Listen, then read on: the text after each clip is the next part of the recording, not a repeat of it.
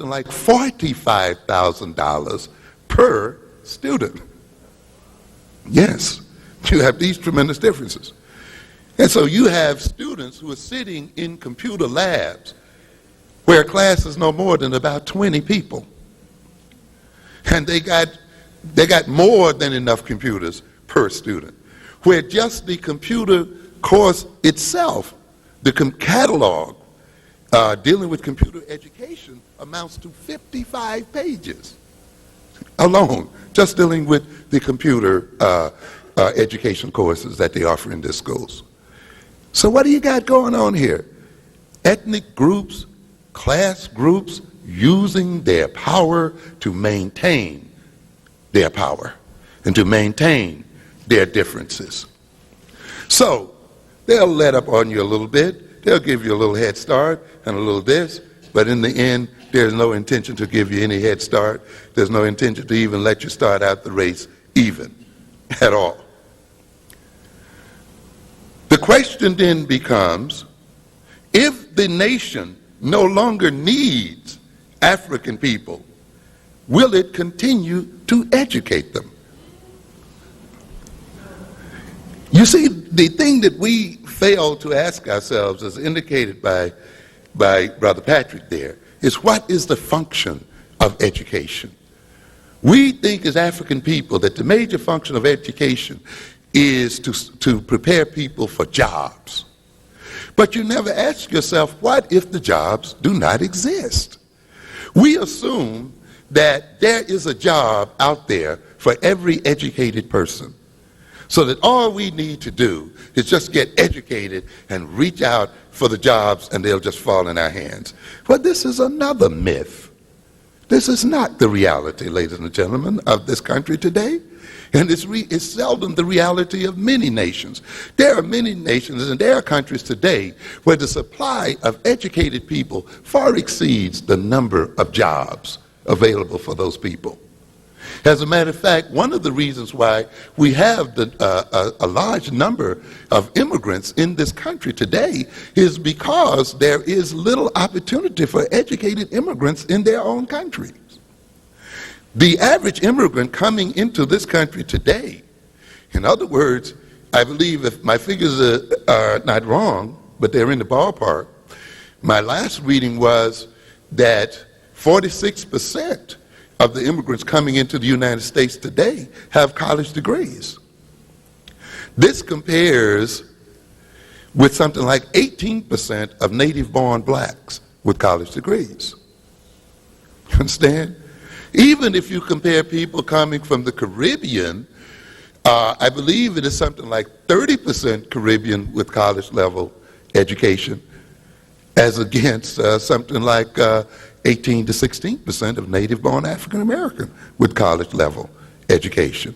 And when you look at black males, you're comparing something like 30% of Caribbean educated people as against something like 13% African American males. So there's a major question that is buried in these statistics. And that situation is this: why should we continue to educate African Americans when we can ship in educated people from other nations and other places? And I'm going to come back to that in a minute, because this is exactly what is going on and what is happening. But the more fundamental question is, if there are few jobs, or if there is a slow growth of jobs, do we need to continue to produce the same number or a larger number of educated people? If, as we argued earlier, education like welfare is used to regulate people and to regulate the country, then why, if whites did recognize that the number of jobs that are available do not exceed the number of educated people, why then would not the system decide that it's going to do what? Cut back on the number of educated people, even though it will hide that behind a lot of mystical ideas that they're dropping out on their own, that they don't have ambition, that, they come from the wrong class background, or they come from the projects, and all that other stuff. But in the end, no matter how they explain it, there will be fewer of us getting education, and therefore fewer of us to compete with the others. Even if this country needed the African American, could it educate him according to standard methods? You see, that is, we are beginning to run into the situation where the country could say, yes, we could possibly, and I'm speaking hypothetically because this is not the reality. You could say hypothetically that yes, we may need more African Americans in the labor market, and we should bring more of them in. A major question becomes then, can these schools really appropriately educate African people, particularly when these schools are based on another model, and these schools are not designed to meet the educational needs of African American people, or designed to meet the psychology and history of African American people so that we could be appropriately educated in them. To a great extent, I've said on many other occasions, these schools and this school that you sit in right now never was designed with the idea that you would be the majority in mind in it. This school still operates on the model of the white child. Its whole structure, its teaching approach, in fact, its very physical design, its very values and language structures and so forth, is based on students who are no longer in the school at all. It's based on the white middle-class child. And the very fact that it is based on that child, it is based on the developmental psychology of that child, means that it is mismatched with the psychology that our children enter in its doors with. In a sense, then, there's a built-in failure in the very design of the school itself, in that this school, being based on the developmental psychology of white children, being based on the linguistic orientation of white children, on the value orientations of white children, on the intentionalities of white children, but not only on white children, but white people in general, is a school then that cannot meet the needs of the African and other children in it. And the major question then is America and is New York City willing to change the structures of these schools so that it can actually appropriately educate our children? What is the appropriate education for our children?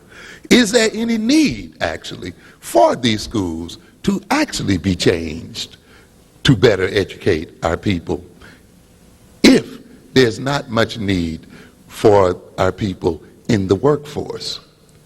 So is the struggle that we are having, trying to bring in so-called multicultural education, African-centered education, really a struggle that is prolonged, not because the other side does not understand the value of that education, but maybe because the other side actually does understand it? And maybe because when we talk about preparing our children to compete equally or better than the other people, the other system actually, the other people actually do not want this to occur, and therefore get us caught up in long and drawn out struggles. What are the alternatives to educating African Americans? I've just mentioned the major alternatives. The major alternatives to educating our people is to ship in educated people from elsewhere, and therefore forget about the funding and the true education of black people, and make school a big babysitting operation and let you hang in here until you drop out and then blame yourself for not continuing. There is a major deception then among black people that education alone is going to solve our problems as a people, and that opportunity exists out there, and all we need to do is just have the drive and the will and the qualifications to get there. And we have a lot of baloney and propaganda in our community being perpetrated and propagated along these lines. If you look here last month, you will see in Black Enterprise magazine a cover story under the title, "The 40 Most Powerful Black Executives